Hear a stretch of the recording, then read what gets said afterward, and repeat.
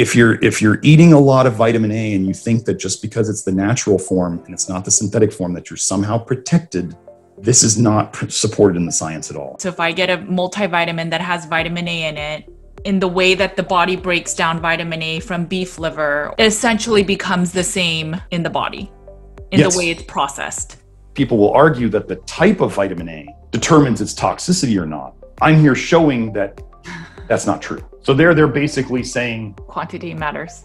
Supplements are the same as food. In both sexes, increasing retinol became negatively associated with skeletal health at intakes not far beyond the recommended daily allowance, or RDA. Let's say you have never taken Accutane, you've never taken vitamin A supplementation. The animal versions of vitamin A, and not even the beta carotene, none of the carrots, the sweet potatoes, etc. So can we still get toxic eating a few ounces of liver or those types of foods from our diet? Yes. The Teratology Society has stated that pregnant women should not consume more than 3,000 a day, based on all their research, which is less than 1 ounce of liver, right? That's 2/3 of 1 ounce of liver. It's 2/3 of an ounce of liver about. From the US government here on the NIH, I just want to go over this last thing. When people consume too much vitamin A, their tissue levels take a long time to fall after they discontinue their intake, and the resulting liver damage is not always reversible. So we had the 2-year-old boy actually died from chicken liver spread. His younger brother got very sick, was still dealing with the problems from vitamin A toxicity.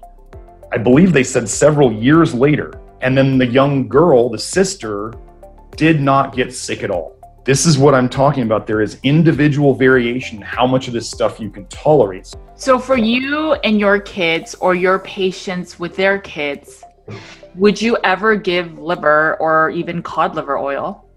No. That women should be cautious regarding their consumption of liver-containing meals during pregnancy.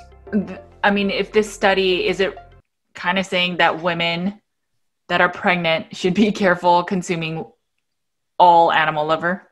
That's exactly what they're saying. We've already established that natural vitamin A and synthetic vitamin A are exactly the same in terms of toxicity.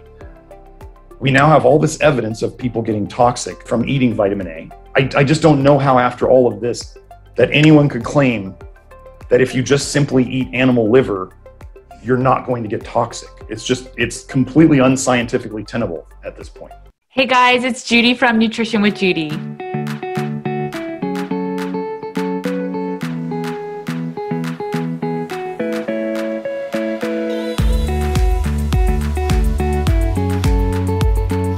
Thanks for joining me today. If you guys enjoyed this episode, please make sure to subscribe and leave a review. This helps me to be able to share more information with more people. Okay, so today I am continuing the journey about the discussion of vitamin A possible toxicity and why maybe liver and other vitamin A rich foods may not always be ideal. And obviously it's very bio-individual.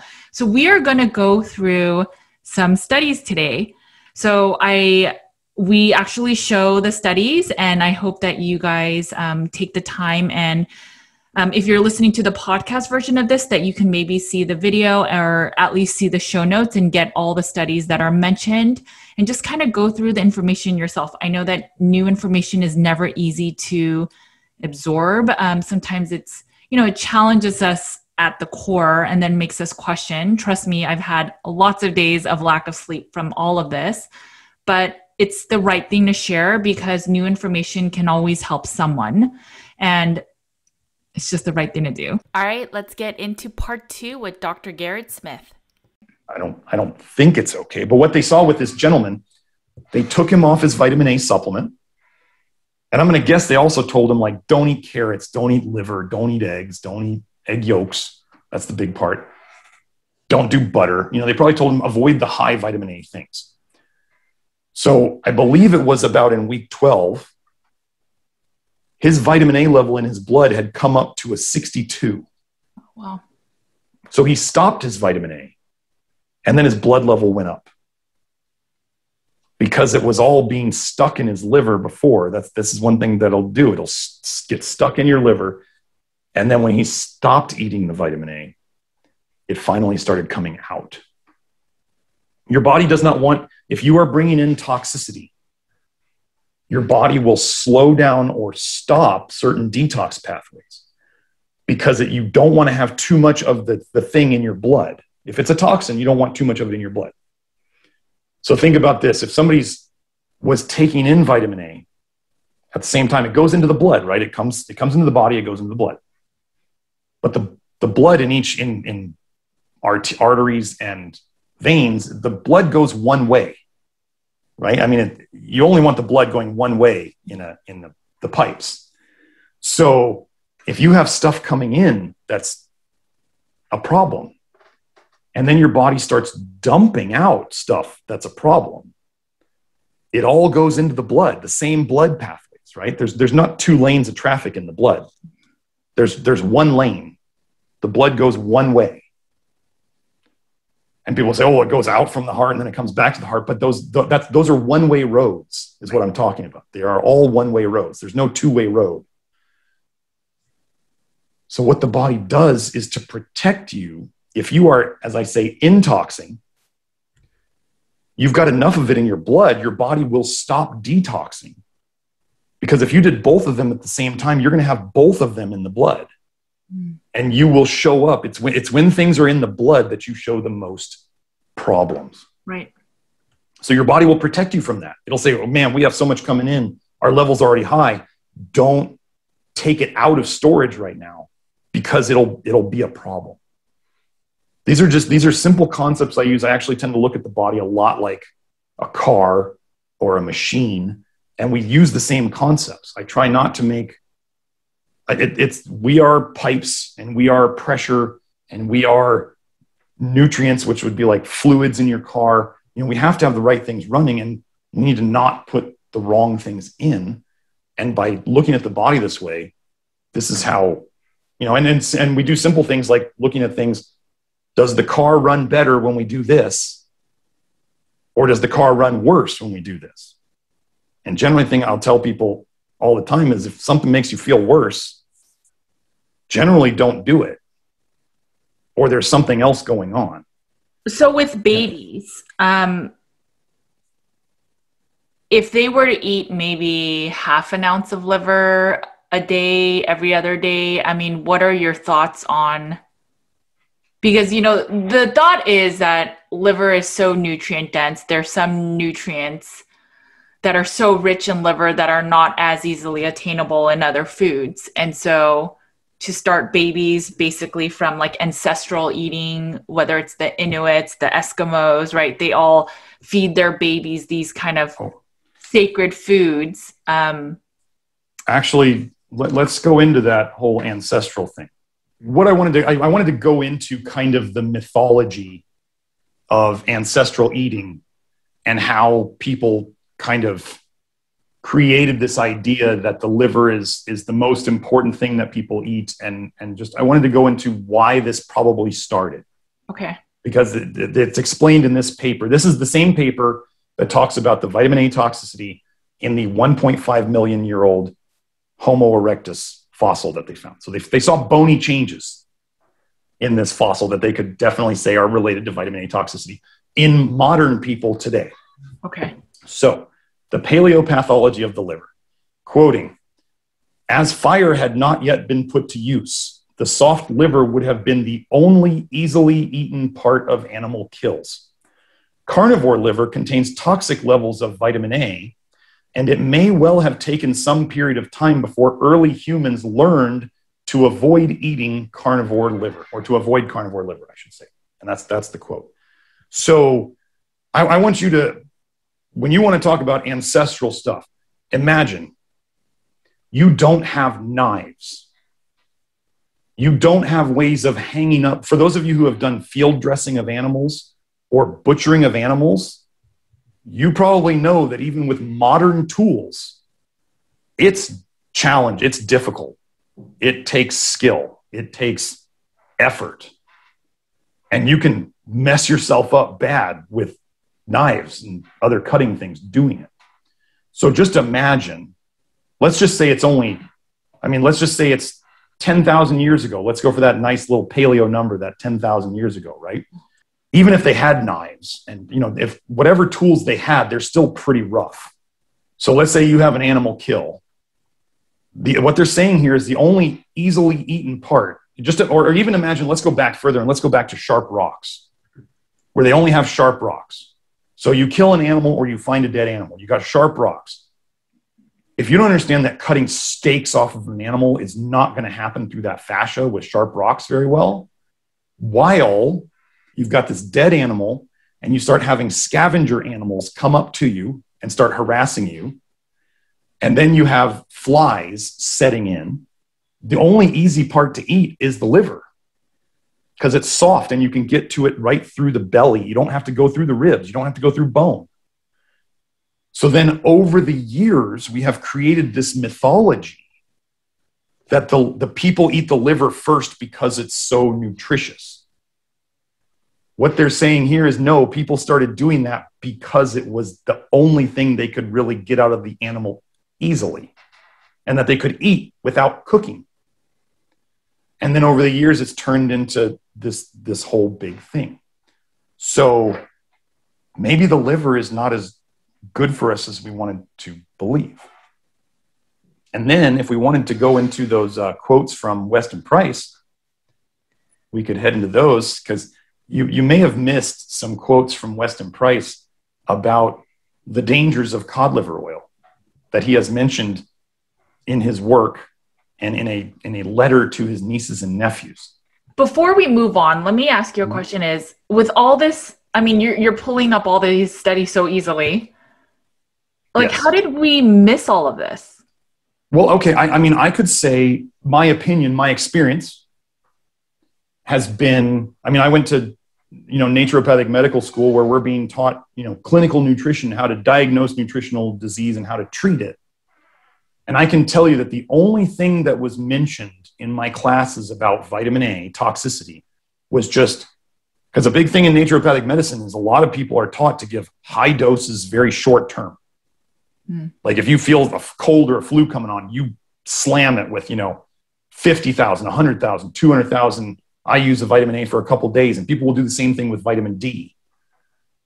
Super acutely toxic levels. But then sometimes people will say my cold or my flu went away. That's, remember the duration paradox we just talked about, right? What I've seen is people who tend to do those protocols is they often tend to start getting more colds and flus over time, not less. So the cure may be causing the problem if you're catching what I'm saying. But how did we all miss this? I don't know. And I don't know why people disregard or don't even look for all of this information. A lot of people kind of flippantly just go, well, vitamin A toxicity only happens from supplements. It doesn't happen from foods. And then obviously where we're at with this is we go, well, you haven't been looking very hard. And I'll be honest, I wasn't looking very hard before this. Before I knew about all this, I was giving people liver pills. I was giving people retinal palmitate supplements. I was having them eat all the colors of the rainbow. Half the colors of the rainbow, red, orange, yellow, just so happened to be vitamin A colors. And then green can hide vitamin A. So red, orange, yellow, green, right? That's half the rainbow that people think they're eating. Eating the rainbow as a concept did not really come into mainstream until 2005. So to think that anything about eating a rainbow of colors from fruits and vegetables has nothing to do with ancestral stuff at all. But then we get into the liver and we have this mythology. And how did we miss this? Why isn't this being taught? I don't know. If we were to go into I have that other section that we can go into, which is the rates of gold standard liver biopsy, where they take a chunk of your liver, gold standard liver biopsy diagnosed vitamin A toxicity in both recent years and going back to the 1950s. We can see that this is a problem that's been going on a long time.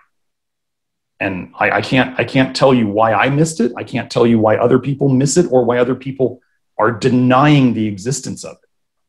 I don't know why.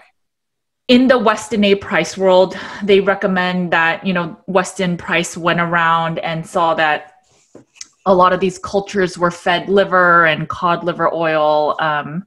So what is your, so people say that because the cultures that ate these kind of very nutrient dense foods, they had the best dental health. They didn't have the issues that these white new foods had. So What does this all mean?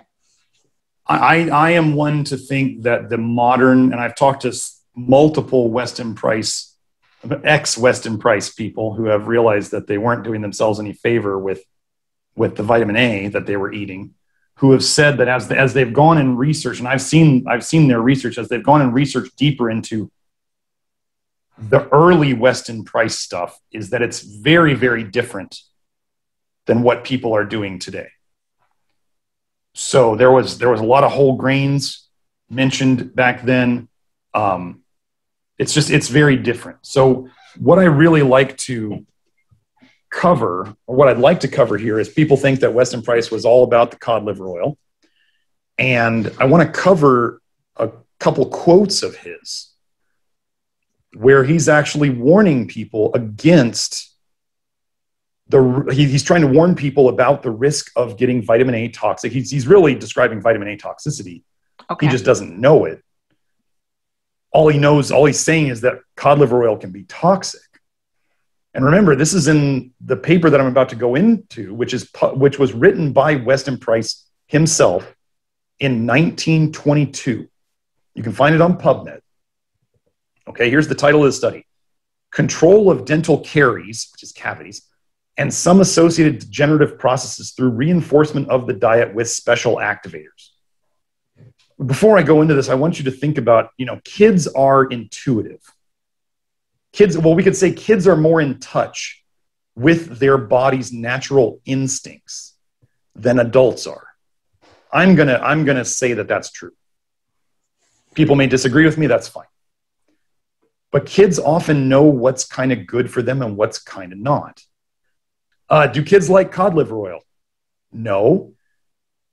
Before kids get used to brightly colored vegetables, do kids generally like brightly colored vegetables, or do kids generally like kind of white things?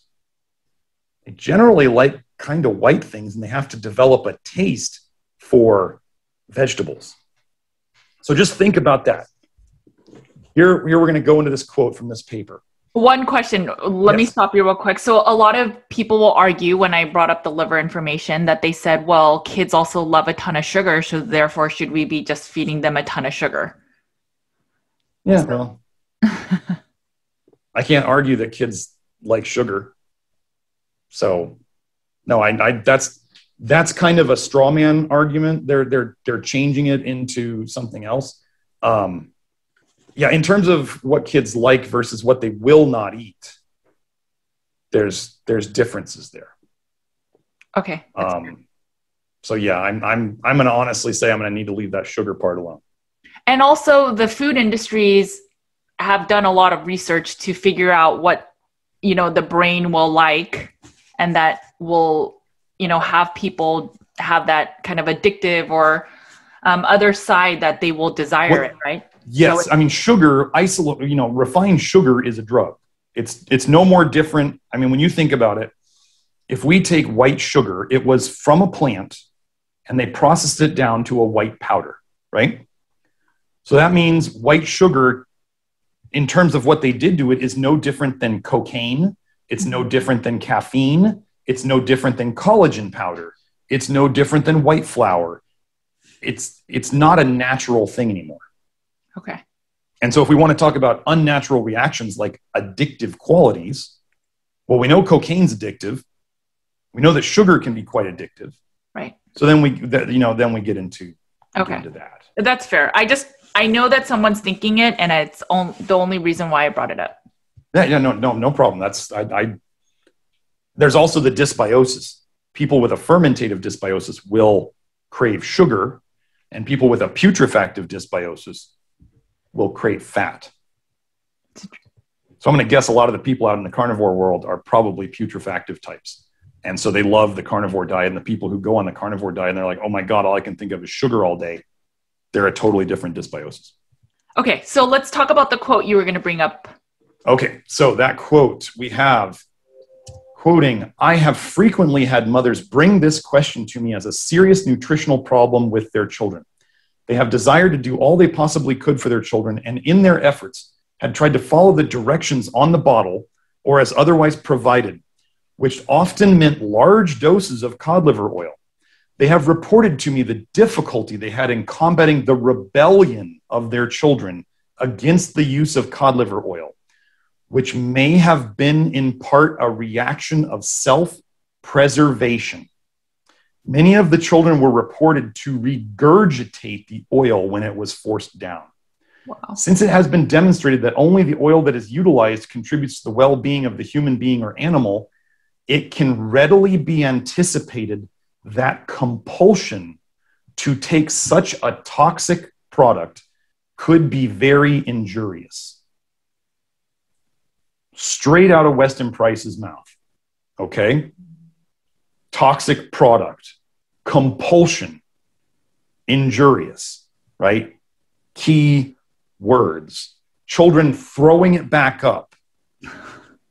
Do we not believe that the body kind of knows best? And that these kids throwing it up, their body is probably trying to tell us something?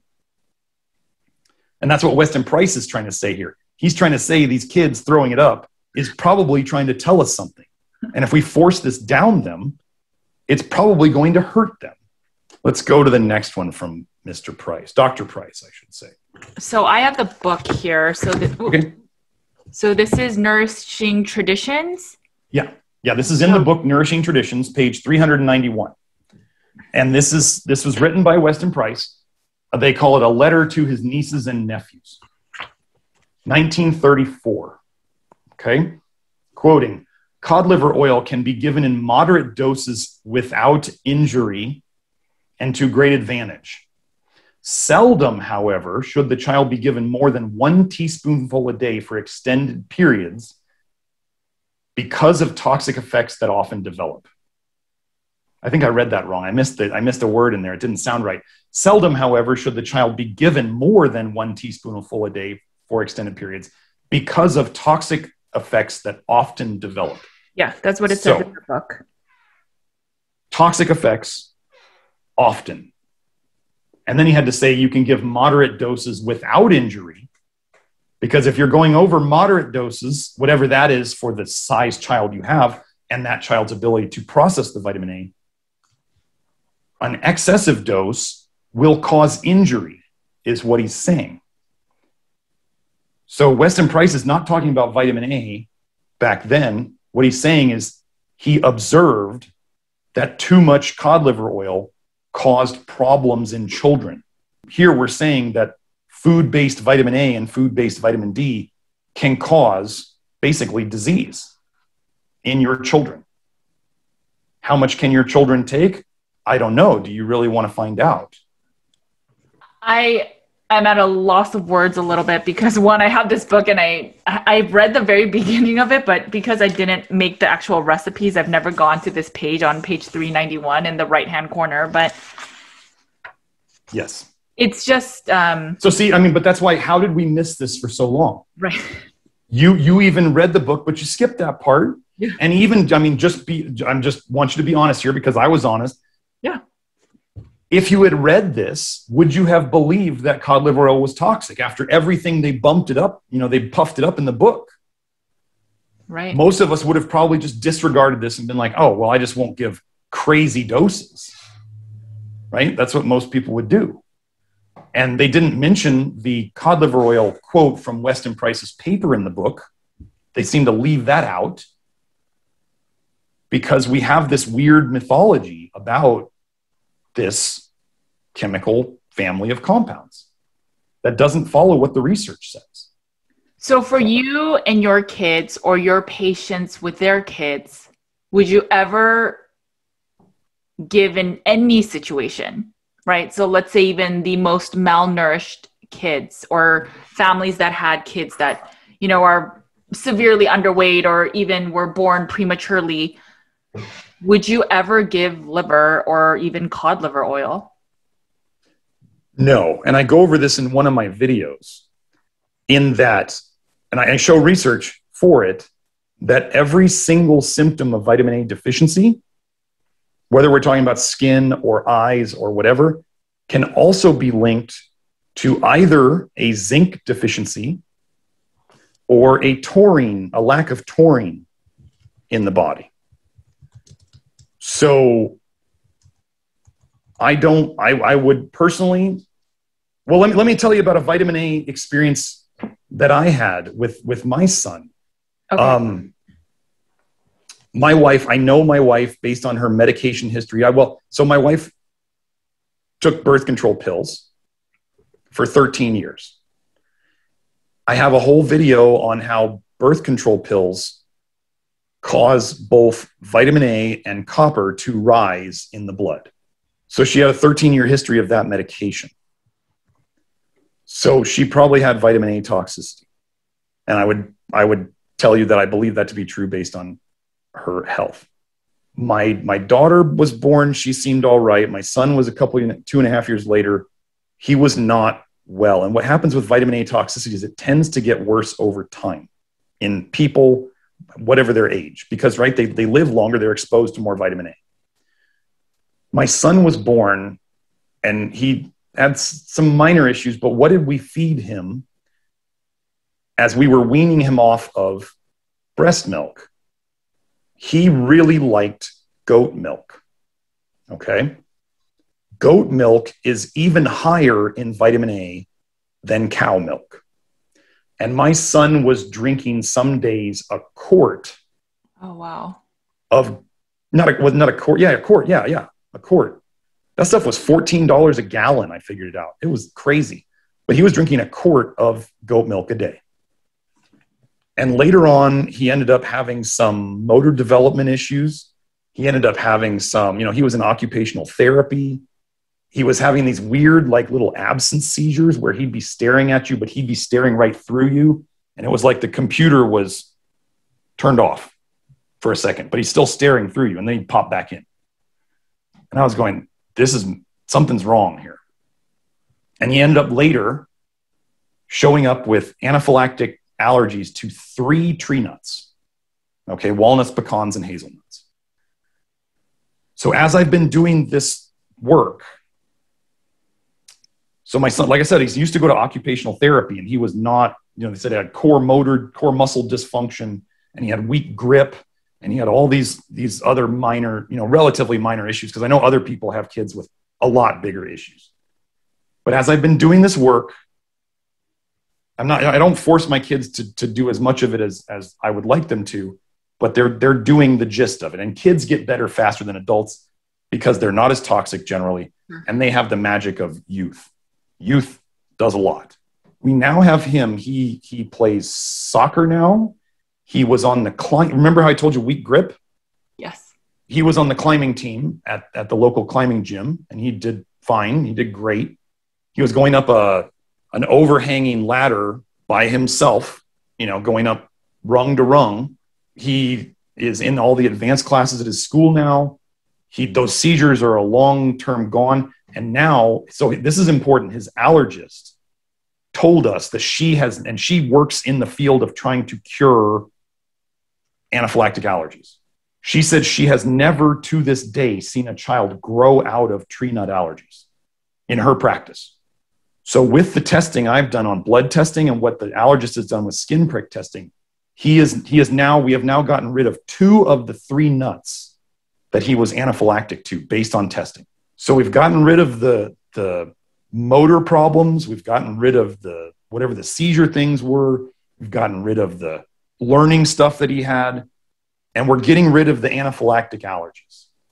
I'm not making any claims here. I'm saying what I'm doing with my son seems to be working. And he was probably born with some vitamin A toxicity.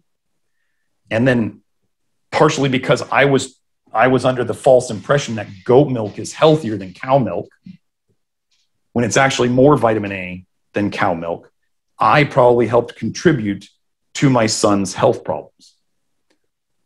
And as I tell people, like, if you make a mistake and you cause a problem, the biggest thing you can do is admit the problem. And then the next thing you're supposed to do, if you are able to, is try to help fix the problem. Yeah. And this is what I'm doing with my work. This is why I'm here talking to you, is I am trying to help other people to not make the mistake of missing all of this research that shows that what a lot of people out there are advising is completely not true. So that's the story of my son. Thank you. I mean, thank you for sharing. It's obviously not easy. I didn't even know about the goat milk because I feed my kids raw goat's milk because it's supposedly the similar amino acid makeup of breast milk. Easier to digest, the smaller fat molecules. Yeah, I know. I heard all of it too. So that goat milk was not fortified. And I can't tell you, I mean, my son is doing so great right now.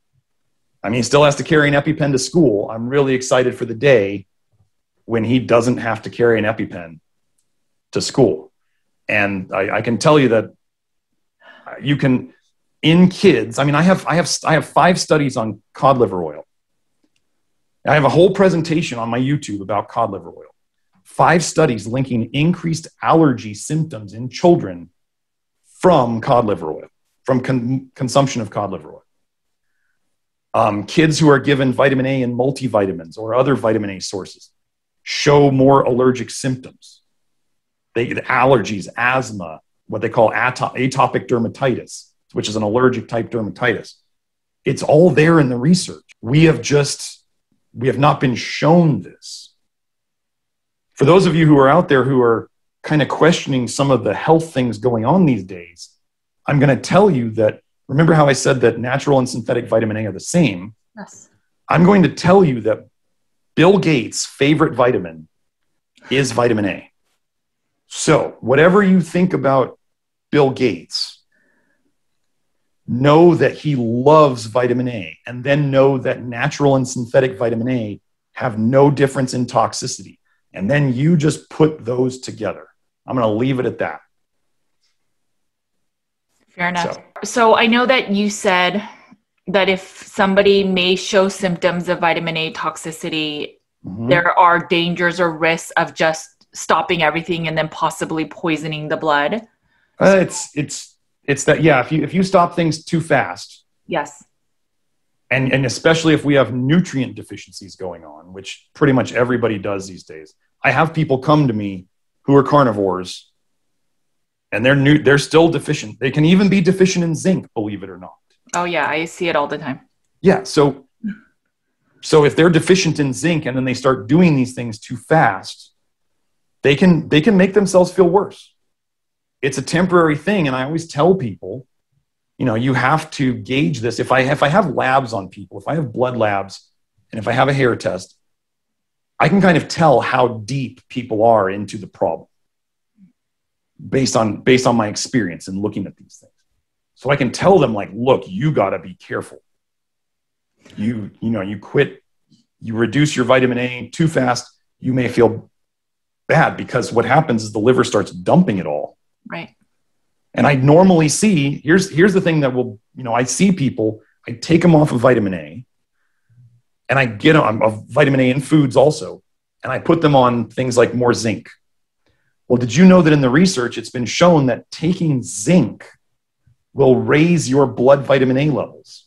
And then you start going, wait, what? How does zinc raise your blood vitamin A levels? Well, then I'm going to say, well, why did the guy who was taking 50,000 units of vitamin A, why was his vitamin A level in his blood low? Because he was not detoxing it. He was storing it all in his liver. And then when he stopped taking it, he started detoxing it. Well, what if I were to tell you that zinc helps the liver to detox vitamin A? And then so the guy stops vitamin A, his blood vitamin A levels go up. Person starts taking some zinc at the right dose, which I test hair and blood for zinc. Don't think I take dosing zinc anything other than very seriously. Okay. So people start taking zinc and their blood vitamin A goes up, because you need zinc to run the process in the liver to get rid of it and to make retinol binding protein, which protects you against it. Yeah, if people were very zinc deficient and very toxic in vitamin A, and they all of a sudden stop vitamin A and they don't get the right zinc, they can make themselves feel worse because the vitamin A was stored in the liver. It wasn't causing problems. Well, it was causing the liver problems, like a slow burn. But once it comes out of the liver, now it's in the blood, and this is where the symptoms show up. It's complex. It's not easy. People think it's easy. Significant. It's not an easy thing. Let me do an example here. I forgot to do this example. It's like, let's say you get a joint injury. You sprain your ankle. So let's think of vitamin A toxicity. Somebody's got vitamin A toxicity. It's like they sprained their ankle. Let's just say it's just an injury. Something's happened. So somebody who's sprained their ankle, do you just tell them, just keep doing whatever you were doing before you sprained your ankle, right? You know, when I sprained my ankle playing basketball and I could hardly walk on it, and I have somebody who's like denying that I have a problem, and they say, just go play basketball, you'll be fine. So let's say they go to see the doctor. Doctor sends them to physical therapy. The physical therapist is not going to have them doing high impact, high problematic things on their ankle. They're going to start them with rehab exercises. Right. Because your ankle needs to be fixed gently, not with a sledgehammer. And the problem is you get a lot of people who read about this stuff and they think, I want my problem over now, and I'm tough, so I'm just going to do all of it at once. And then they learn the hard way, and then they go, oh, this is why Dr. Smith said you need to do this stepwise, and you push it too hard. And that's, well, I use a saying that I learned from a Marine, which is, if you're going to be dumb, you better be tough. And we have no idea, if we're talking about years worth of vitamin A coming out of a liver, you better take it gently or you might not like it at all. When you say the gently, does it mean to slow down the consumption of vitamin A? I mean, what would be the kind of... So what I do is, I mean, people might, you know, I tell people, like, you don't have to fix every aspect of your diet right away. So if people do it in pieces, that's kind of a stepwise thing. If they work with me and they're doing the nutritional testing, then what I do, like with zinc, is once I figure out the amount of zinc, the maximum I think that person might use at this point in time, I have them go up slowly in zinc, because zinc, as we just went over, zinc can cause vitamin A levels in the blood to rise. Mm-hmm. So we go up slowly to see what their response is. And if we start feeling like things are dumping too fast, then we back off on the zinc. It's very simple. And then we adjust as we go. And that's why I do, with the people I work with, I do an email support kind of thing. So people can email me and say, oh, wow, I tried 45 milligrams of zinc and that seemed like too much to me. So I went back down to 30, and I'm like, okay, cool. What I don't want them to do is to say, oh, well, I tried 45 and I felt bad, but I thought if I could just push through it. That is the biggest fraud in all of medicine, is telling people to just push through it. Or if they say, I feel bad when I do this, that the practitioner gives them more of it. If you are out there working with somebody and you're taking cod liver oil or eating liver or doing carrot juice, and you're working with a practitioner, or even worse, you're getting your advice on Facebook groups or whatever, and you say, well, I'm taking a tablespoon of cod liver oil a day and I'm not feeling good, and they then tell you to double it, and you start feeling even worse, you should immediately know to stop whatever you're doing. And if they tell you to up it even more, well, let me give you a quick story about a woman who was being advised to eat liver and take cod liver oil. And she got back to the practitioner and said, I don't feel good. Practitioner had her go up to double her dose of cod liver oil. She gets back to the practitioner. I don't feel good. I feel even worse. Oh, you're detoxing. Take triple the dose. She takes triple the dose. She ends up having a mini stroke. Then she goes to her neurologist, and her neurologist says, this is cod liver oil. Her neurologist says, I think you have vitamin A toxicity. And then this person goes and finds me. And within a couple months of me working with her, she was so chemically sensitive, which is a sign of the liver being congested, by the way. So within 2 months, I believe, she was back to, and she wasn't working. And within 2 months, we had her back to working full time. It's really serious. So anybody who tells you, like when I tell people, if I see people having symptoms of something, I tell them we're either doing too much of something or we're doing something too fast and we should back off. Instead of saying, oh, you feel bad? Oh, it's obviously just, I hate the word detox, using it too much. I do use it, but when people just say you feel like crap because you're detoxing, that is the biggest cop out. And then if they just have people do more of the stuff and the people feel worse, I have people say that when they go and they do too many blood draws, I've heard of practitioners telling people after they do a bunch of blood draws and they feel worse after each one, that they're just detoxing. Well, I can tell you that I personally actually drove myself anemic because I was trying to be a good Samaritan. I was donating blood every 2 months. And by the 5th blood donation, I had what I call an anemia insomnia, where I would wake up at midnight and be wired awake and I could not go back to sleep. And once I realized that it was an anemia, and I had driven myself into anemia by donating blood too often without testing, I started addressing my nutrition like I was anemic. And within a week, I was back to sleeping normal. These people who are doing these blood donations without testing, they're not testing their ferritin most times. They just keep going in because, obviously this practitioner said, if you feel bad, you're detoxing. So go donate blood again. That'll fix it. And they get worse each time. They're not detoxing. They're being driven into anemia. But there's no blood test to show evidence. There's a lot of stuff going on out there that I don't like. And I try to get the truth out there so that people can at least be informed. I mean, for people who are listening to this today, if they go, I don't care what this guy says, I'm going to keep eating liver, I say, cool. I'll still be here if and when you realize that maybe that was a mistake. Or I'll even jokingly tell people to double down. Go ahead, start eating twice as much liver as you've been eating. Prove me wrong. Come back in 5 years after you've doubled your liver intake and you come and show me how wrong I was. The most interesting part I've seen thus far of any argumentation is that, the toxicity really comes from the synthetic vitamins, which you disproved. Mm-hmm. But the same group of people will also say, but, the animal livers aren't toxic, but you should limit your amounts to 1 to 2 ounces a day.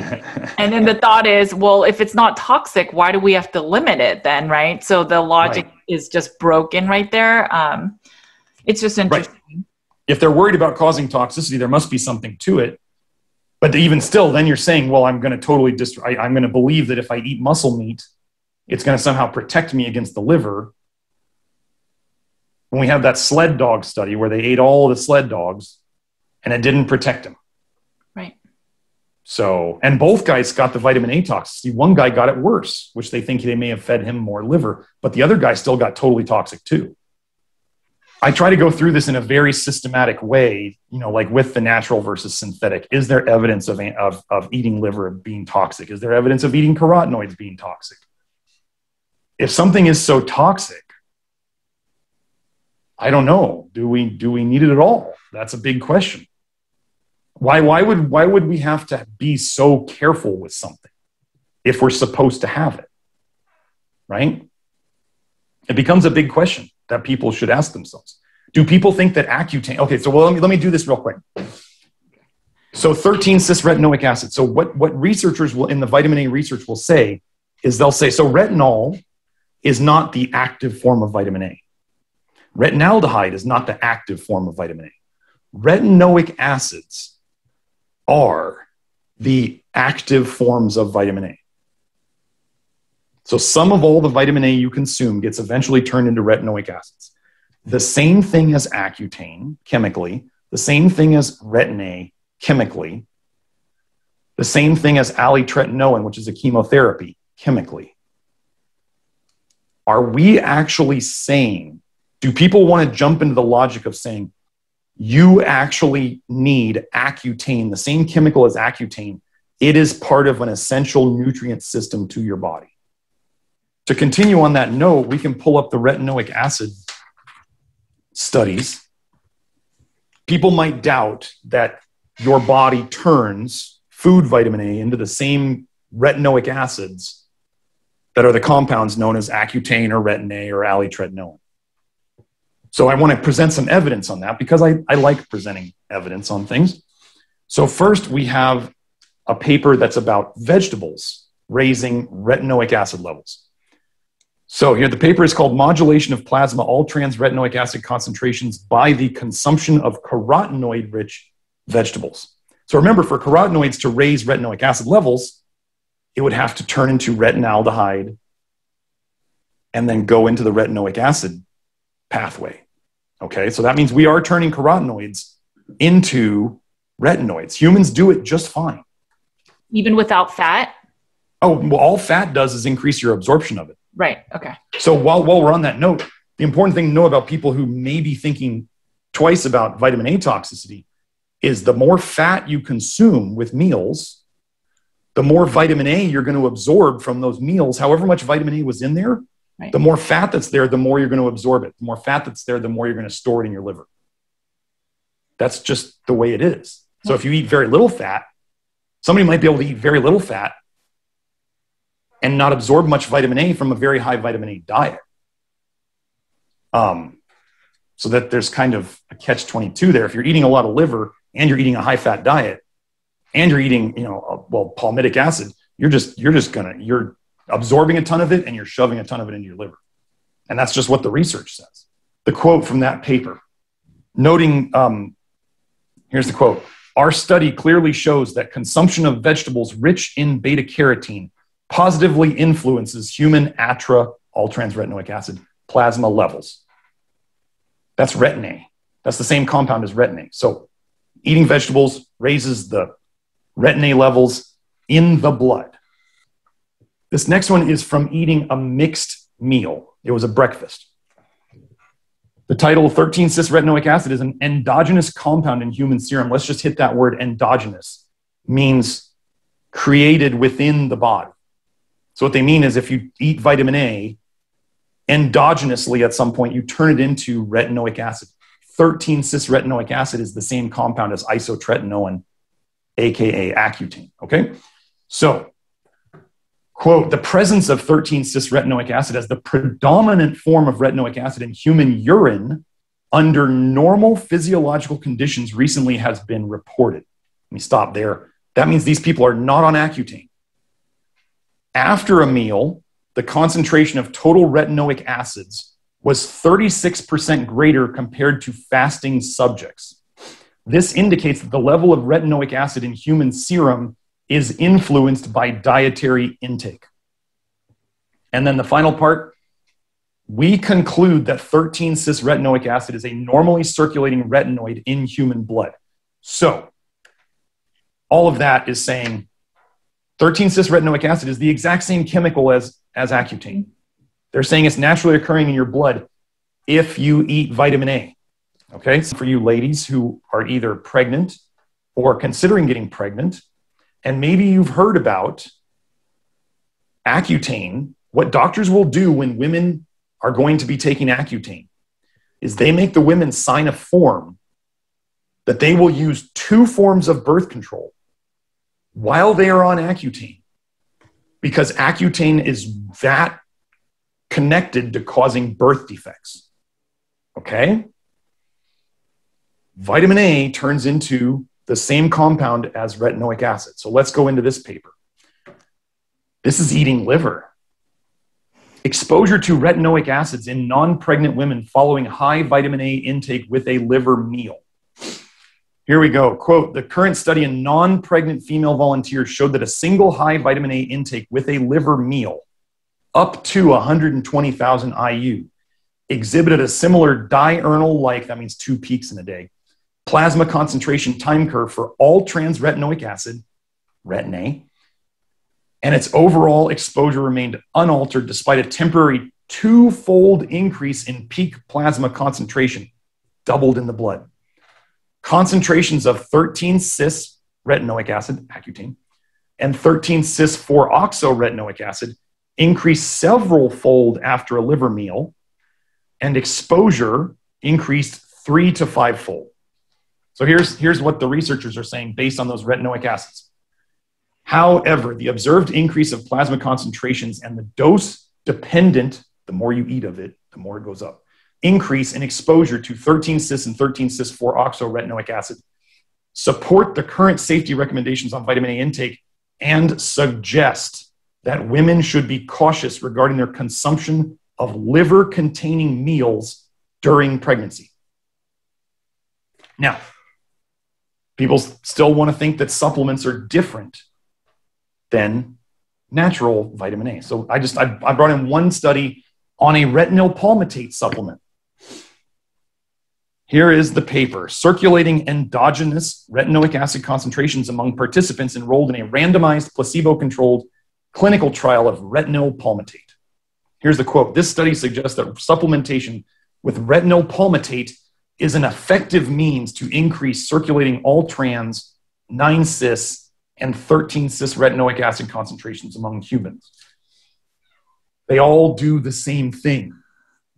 It is those retinoic acids that are associated with birth defects, cleft lip, cleft palate. There's a whole paper on vitamin A and cleft lip, cleft palate. If you go out and you type in vitamin A, cleft lip, cleft palate, the researchers in it say, we're trying to do, so when you ladies out there, moms or dads too, when you are thinking, what is the safe amount I can give my kid?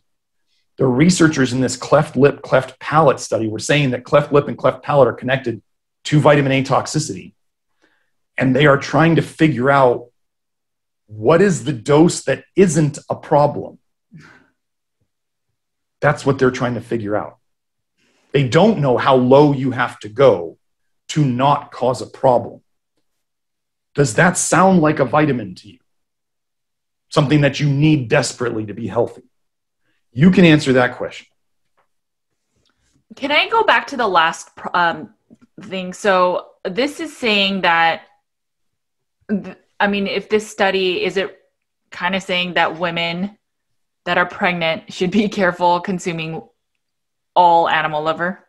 That's exactly what they're saying. Yes. Okay. That's what the Teratology Society is saying. That's what they're saying in this paper. We were talking about pregnancy and vitamin A and liver. Well, so here's a paper called Health Risks Related to High Content of Vitamin A in Liver. Here's the quote. The Finnish Board of Health has issued recommendations on diminished use of liver and foodstuffs containing liver in order to avoid overdosage of vitamin A and the health risks related thereto. Inter alia, which means among other things, pregnant women and children are advised wholly to refrain from the consumption of liver and liver products. Okay? The Finnish Board of Health recommended that pregnant women and children eat no liver.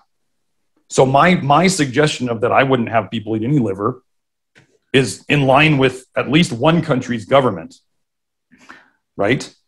And then there's an important thing where people were thinking, oh, but the liver's, where people think that the liver's so dense and can't we just, how much can we eat? The nutrient density, can we just eat some? What is safe? All that stuff. So let me get into another paper, just so happened to be from Finland. It's the risk assessment. The paper is called, it's 64 pages long. The paper is called Intake of Vitamin A from Liver Foods Among Finnish 1-year-old, 3-year-olds, and 6-year-old children, a quantitative risk assessment. So they're trying to assess the risks to the kids. So I'm going to read this quote because there's a lot of good stuff in this quote. Okay, This is their conclusion. This risk assessment showed that long-term liver consumption may expose children to retinoid intakes higher than what is considered safe. The amount of vitamin A obtained from liver-based retinoids seems to remain below the safe intake from a single portion, but not for that Chinese kid, right? With long-term consumption of liver foods, however, there is a risk of exceeding upper tolerable intake levels. However, in long-term consumption, moderate portions of liver foods are still safe as long as they are not consumed too often. The safe portion size and eating frequency depend on the age group and type of liver food.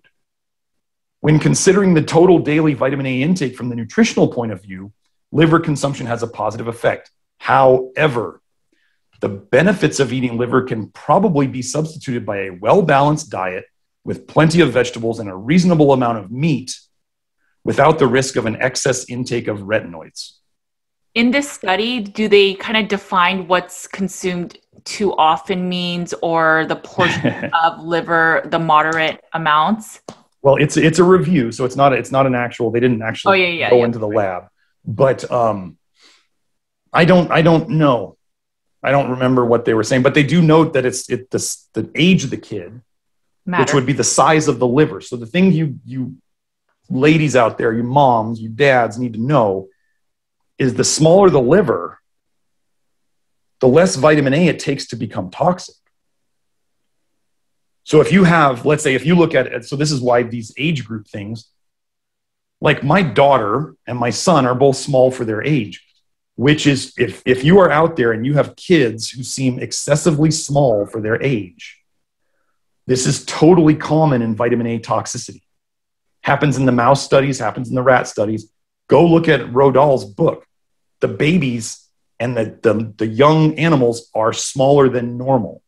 It doesn't mean that if your kid's normal size that they don't have any problems. It just means that it's a very common thing to see smaller kids than normal. And I have lots of people in the detox program who say their kids are small.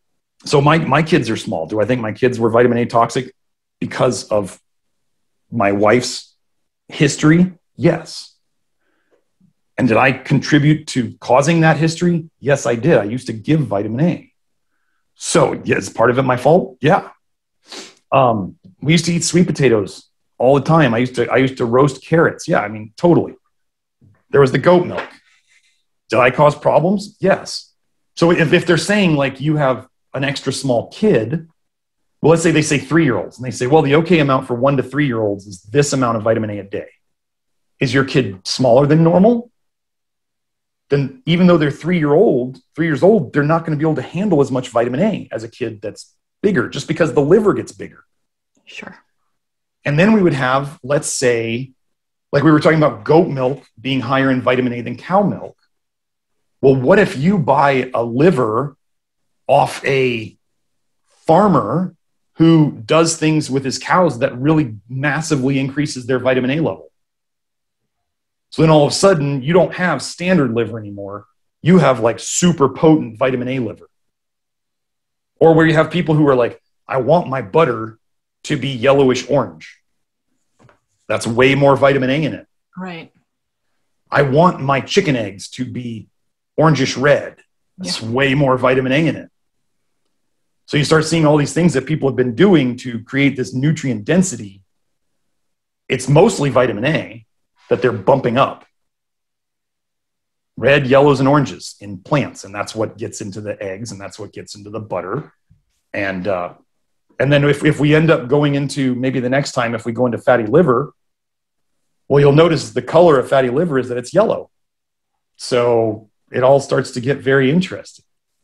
In your practice, I mean, we've talked about so many studies that really kind of facilitate this thought of whether it's synthetic, whether it's from foods. And then we talk about all these studies about actual toxicity from all of these types of vitamin A and the risks of, and et cetera. But in your practice, when you're working with people that are actually toxic, like, I mean, what are some real case studies that you've seen where people are toxic from maybe even eating organ meats, cod liver oil?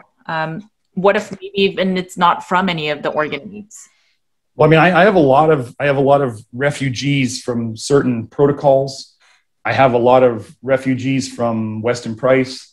I have a lot of refugees from the Ray Peat approach. All of those push high vitamin A on people in multiple forms. When I get them, like here, I can go over my personal experience. I was already starting to get prostate-related urinary issues in my mid-20s. As I got older, I had terrible insomnia. I do believe I was electromagnetically sensitive at one time. And I'm pretty sure I started noticing psoriasis. If I can remember the age, it was probably around my early teens. So I was getting some psoriasis on my knuckles. And I tended to have a lot of skin fungus. I had athlete's foot several times as a kid. I had tinea versicolor. I had, I was generally regarded myself as a healthy kid, but obviously I wasn't healthy. I had a bunch of things going on. So now I can say, and then, so what was that? The prostate urinary issues, what were those potentially leading up to? Well, when we think of genetics, my dad died of prostate cancer. So seeing urinary issues starting in your mid-20s, when you're trying to learn how to be a natural doctor, that's not a good thing, right? And at the time, I was doing Agnes von der Planet's Primal Diet. Are you familiar with this at all? No. What do they eat a lot of? Well, they do raw meat. Okay, that's cool. I have no problem. I never got sick from it. They do raw liver. They do raw eggs. And they do a lot of raw dairy. Okay. There's only a little bit of vitamin A in that, right? I was even to the point of, I was so hardcore. I didn't like the taste of liver. I would get raw liver and I would put it in a blender with frozen blueberries and I would make a blueberry liver. It was like a slushy. It was disgusting.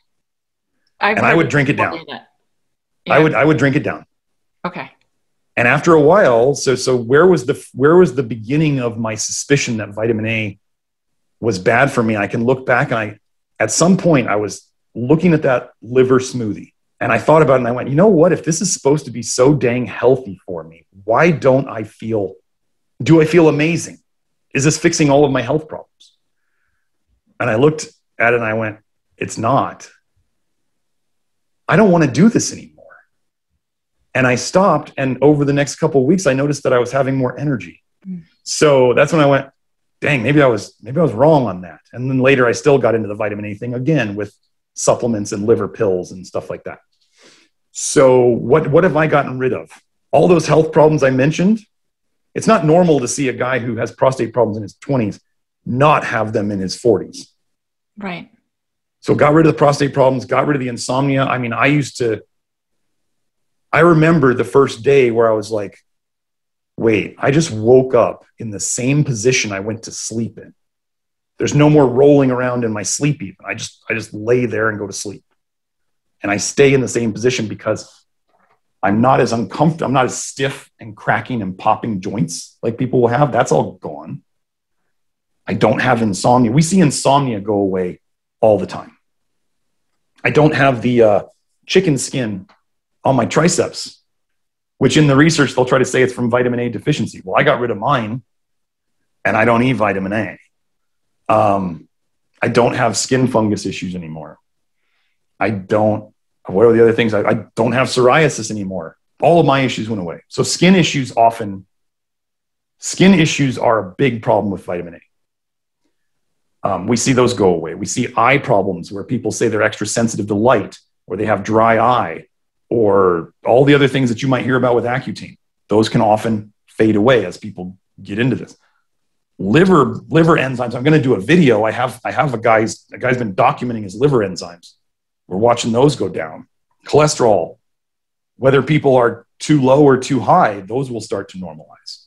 We now have a type 1 diabetic kid who doesn't have type 1 diabetes anymore. I have a woman with Hashimoto's who technically doesn't have Hashimoto's anymore based on the antibody counts.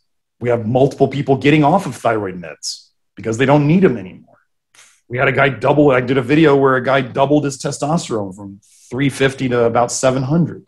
This problem, because it affects the liver, means it can affect every single system of your body because the liver helps and detoxes every single part of your body. People want they want vitamin A toxicity to be like skin problems or anxiety and depression, which we help those all the time. They want it to be a couple of things that they can say, oh, if I don't have those issues, I don't have vitamin A toxicity. I'm sorry, it doesn't work that way.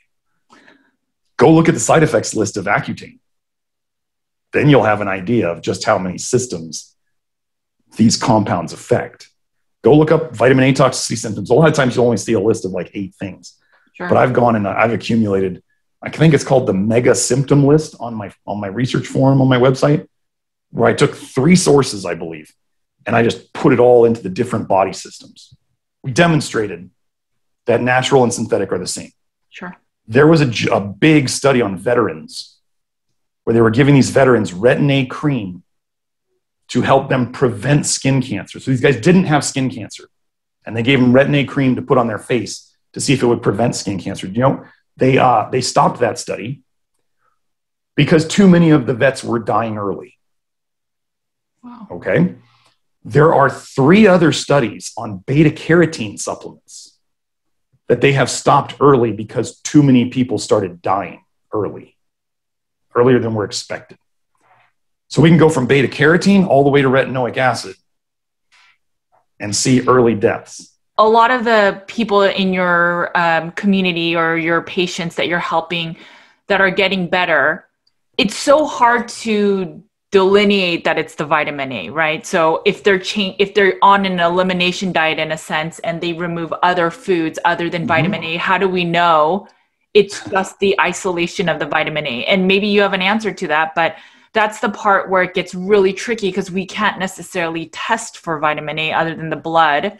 Right, and the blood test sucks. Right, exactly. So, you know, how do we know that your people are not also following other things that in accumulation with the low vitamin A, it's the improvement of all of it and not just the removal of vitamin A?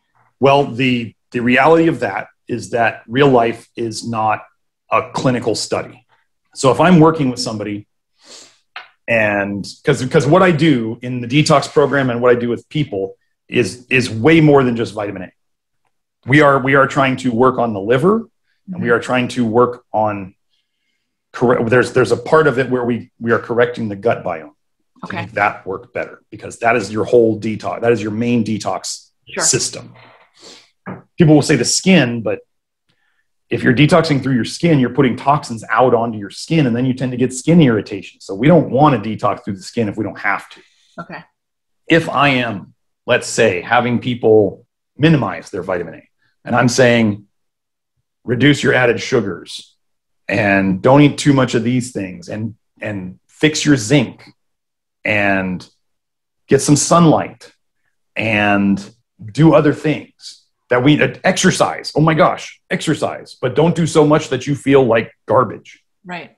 That's honestly advice I give people. Like, you can overdo exercise. Totally. And you actually dump vitamin A. So you dump vitamin A into your blood. That doesn't mean you get rid of it. That's a key thing. People will think that if you dump vitamin A from the liver, that somehow that's getting rid of it. That doesn't mean you got rid of it at all. It can be totally recycled and put right back into your liver, which is one of the things I'm concerned with the carnivore diet, is where there's no fiber and they may not be pooping very well or as often as they could be, because that's how you get rid of the bile, which is where you get rid of the vitamin A. Okay, fair enough. So if we're working on things where we're working on the liver, we're working on the bile, we're working on the gut dysbiosis, we're working on the nutrients, am I going to claim that it was avoiding vitamin A that did everything? No. I'm a systems person. The reason I am doing what I'm doing right now is because I'm looking at every angle of the system. And I'm saying, how can we reduce?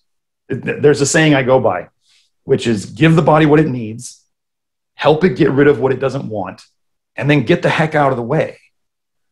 So all we are doing, and that was taught to me, that was in my naturopathic philosophy class in school. I have held on to that tighter than anybody I know. And that's always been a driving thing. I mean, first, do no harm is obvious, right? We are simply trying to make the system run better. But as I've gone on in this process, I have things were always bigger than just vitamin A toxicity for me. And now I've put together where this fits into the whole thing of human health. And so if somebody were to say, well, how do I know what did what? I don't know. I'm very honest about this. I fixed their zinc level. They feel better. I fixed their selenium level. They feel better. On the hair test, I got their high calcium down. They feel better. I got them enough magnesium. They feel better. They get sunlight. They're happier. Do I know which they get some potassium? Their muscle cramps go away. Right. Am I only trying? I mean, here's the question: is should I be limited to trying to only do one thing for people? Should I turn myself into a one-trick pony? Right. That would be silly. I have a lot of tools, and human nutrition and human toxicity is not just one thing. And people get into that, right? People will get into heavy metals cause all disease. And then somebody else will be like, Candida causes everything. And somebody else will be like, it's insulin resistance. And, and they go, well, so I can tell you, I did all that. I had a heavy metal phase. I had a Candida phase. I've had these phases. Oh, just, IV nutrition, just do that. That'll fix it all. And I finally kept coming back around to, like a 5-year-old should ask, why? So if you say, well, your hemoglobin A1C is high. Why? Right. Then they'll say, because you have insulin resistance. And then you go, why? Because you're eating too many carbs. And then you might go, oh, okay, well, maybe. And then if we go, oh, well, here in the research, it says if you don't have enough magnesium, your blood sugar control sucks. Okay, and then if you say, well, okay, so you don't have enough magnesium, and then people go, why? And then you go, okay, well, you need to get it in your diet, you need to supplement it. And they might say, well, why isn't it in the food? Because the soil sucks. I can't change the soil. Right. So where can I affect it? With diet and supplements. But even still, I can't affect what's in the food. If I can't affect the soil, I can't affect what's in the food. The zinc deficiency in the soil in this world is outrageous. So if you have carnivores out there thinking, well, I eat lots of meat and I get plenty of zinc because of it. And I looked at some studies from 10 or 20 years ago on grass-fed beef and how much zinc was in it. It's not the same anymore. It's gotten worse. So if it wasn't enough zinc for back then, or if it was barely enough zinc for back then, it's even worse now. And if it's not in the soil, it's not in the plants. If it's not in the plants you eat or the plants your animals eat, then it's not in the animals you eat. And then you're behind the 8 ball. And if I were to tell you that you need enough zinc to protect you against vitamin A toxicity, then we start going, this is becoming a bigger problem, because what are farmers doing? They're keeping their cows getting the same amount of vitamin A, whether it's grass-fed or whether it's supplemented. So you're going to be getting the same amount of vitamin A, but you're not going to be getting the same amount of zinc anymore. Is it all connected? It's absolutely all connected. One cannot separate it. Can't separate it. Yeah, this has been quite a conversation. Where can people find your work, learn more about you, and even your services working with patients and your detox community? Okay, so I have 2 main websites. I'm working on getting them into one, but I don't know when I'll ever get around to that. So the website, if people want to work with me, is nutritionrestored.com. And if you want to see the 400 plus kind of forum posts or blog posts that I've done on vitamin A, if you're on that website, go to the research forum, and then you can see all the posts I've done on that. Now, if people are interested so that's where they can go for that information, or to work with me on an individual, like testing, nutrient testing, hair testing, blood testing, consultation, email support, all that stuff. If you are interested in the vitamin A detox program, which is a do-it-yourself program, it does not do testing. It does not do individualized information. It does not do consults with me. It is a do-it-yourself, read it yourself, put it into action yourself. That is at nutritiondetective.work. So that's most of my channels are some variation of Nutrition Detective, because that's what I like to think I do.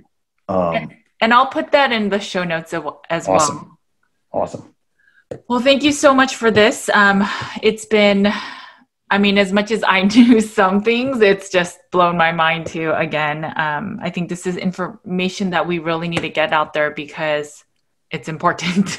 It is. It's real, legitimate information. We can't deny that it's out there, and we just haven't been exposed to it. So that's what I'm trying to help people with. I'm not trying to burst anybody's bubbles. It'd be like before they knew asbestos was poisonous, right? Somebody at some point had to say, this is poisonous. We should stop using this. because this research came out and showed us that this was poison. Well, maybe all this research has been out there and we just haven't either had it brought to our attention, or we were taught things that made us just throw it out in the trash without even looking at it.